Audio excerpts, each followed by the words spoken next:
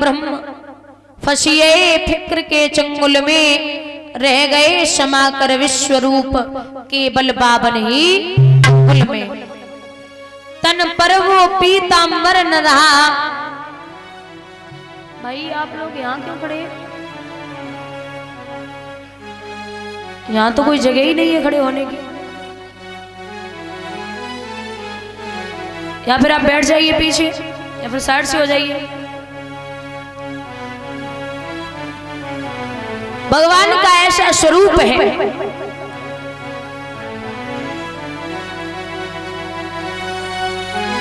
भगवान ने अपना गुरु बृहस्पति जी को बनाया। जब बृहस्पति जी को गुरु बनाया है, भगवान भोले बाबा के द्वार पे पहुंचे, बाहर से दक्षिणाली निकले। अब कहा जाओ राजा बलि के द्वार पे पहुंचो। तो भगवान 52 अंगुल के हैं, हाथ में एक छाता है, कमंडल है, वो लेके मेरे बिहारी जब चले तो कहते हैं दादा रास्ता में 4 सखियां पानी भर रही, जब भगवान को देखो तो जवाब दो री दीदी हमें जो जन्म को महात्मा ना लगे रहो, ये हमें जन्म के ब्रह्मचारी ना लगे रहे। या तो जगी मैया बचपन में छोड़ के चली गई, या पिता का साया इस पे नहीं है। ये संत हमें बड़ा अजीब दिख रहा है और इतना सुंदर। अच्छा एक बात और है, महाराज संत जो होते हैं तो संत की पहचान होती है, संत और ब्राह्मण उसे कह सकते हैं हम और आप जिसे कभी क्रोध ना आए। काम क्रोध मोह लोभ जिसने वश में कर लिए तो समझ लो वो दुनिया का सच्चा संत बन गया।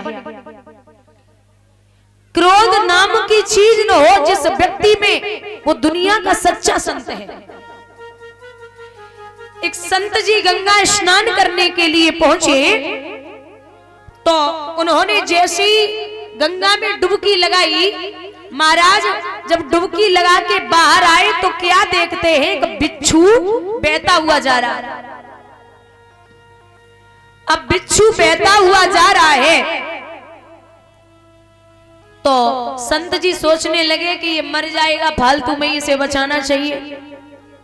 अब संत जी ने तो दया दिखाई, लेकिन अब बिच्छू का काम होता है डंक मारना। जैसे ही महात्मा ने बिच्छू को हाथ में पकड़ो, वैसे ही उसने अपना काम कर दिया। जैसे ही डंक मारा तो जिसे बिच्छू काटता है ना, जितना दर्द होता वही जानता है, एकदम हाथ से छूट गया। फिर दोबारा कोशिश की कि ये मर जाएगा, तो दोबारा फिर उठाया, बिच्छू ने वही काम फिर किया। तीसरी बार फिर उठाया, बिच्छू ने वही काम फिर किया।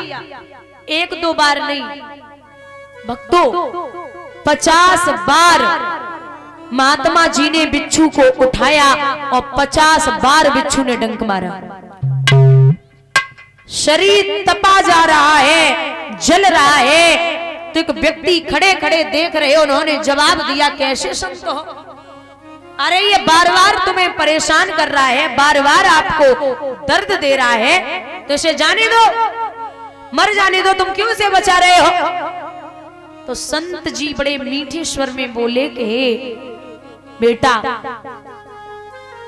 ये कुछ गलत नहीं कर रहा है, मेरा काम है वो मैं कर रहा हूं और इसका काम है वो ये कर रहा है।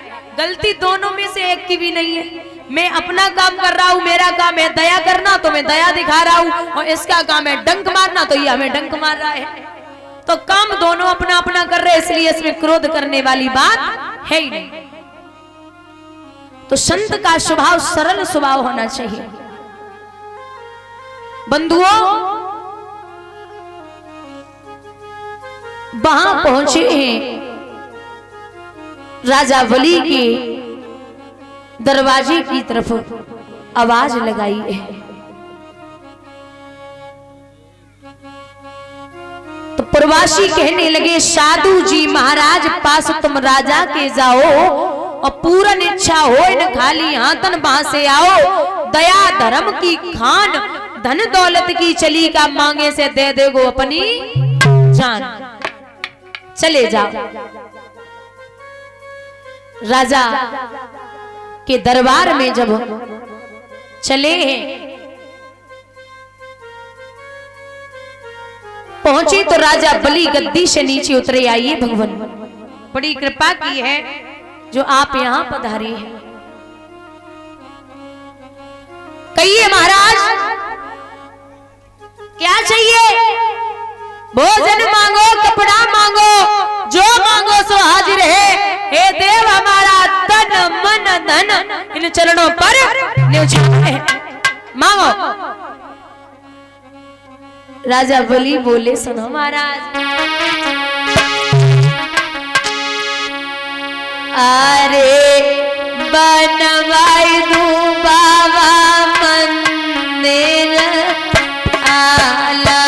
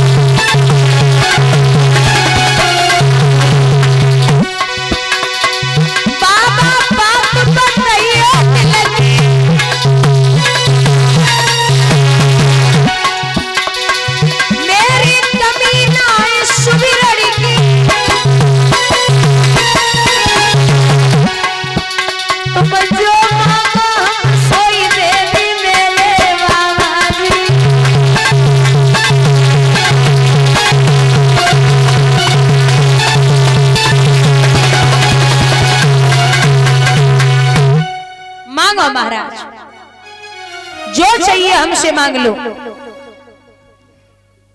राजा बलि बोले, इतने मत इतराओ। भगवान बोले, इतने मत इतराओ, तुम्हें पता है हम कहाँ मांगे को आए। अरे राजा बोले, तुम मांग के तो देखो। तुम्हें जो चाहिए होगा सब मिलेगा। ऐसे वैसे राजा ना है, स्वर्ग लोक के राजा हैं, हमें कहते हैं।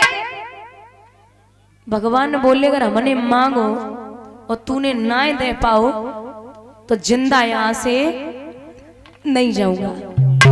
हाँ, मरवे की बात पहले कर ले, मरनी है तो कहूँ और मरो जाए, लेकिन महाराज तुम्हें हमसे जो चाहिए वो अच्छे से मांगो। बोले महाराज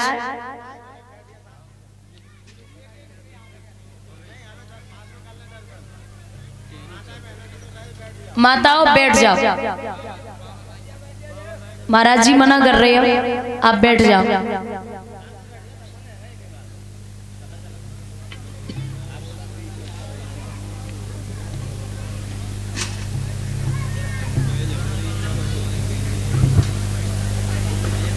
इनकी एक आदत हो, अगर एक दो ही उठेंगी तो पूरी पंडाल उठे। फिर पहले तो उठेंगी ना, सुनेंगी ना ही खाओगी, अगर सुन ली तो सब पंडाल देखो एक ना ही बची।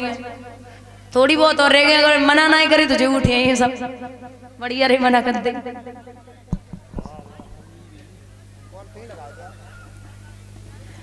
तो महाराज आज मना कर रहे हैं। राजा बलि बोले महाराज तुम्हें जो चाहिए मांग लो, लेकिन मरवे की बात हमसे मत करो। भगवान बोले मैं मांग लूंगा, लेकिन एक काम कर, सबसे पहले तिरवाचा भर दे। तिरवाचा? बोले हाँ। अब तिरवाचा की बात कहां से आएगी? बोले हाँ, तिरवाचा भर तभी मांगूंगा। बोले अरे महाराज सुनो, तुम्हें जो चाहिए हो हमसे मांग लियो। आप जो मांगेंगे मैं वही दूंगा, वही दूंगा और वही दूंगा। ठीक है। जो जब बात सुनी तो भगवान बोले राजा तस्मात् त्रीण पदा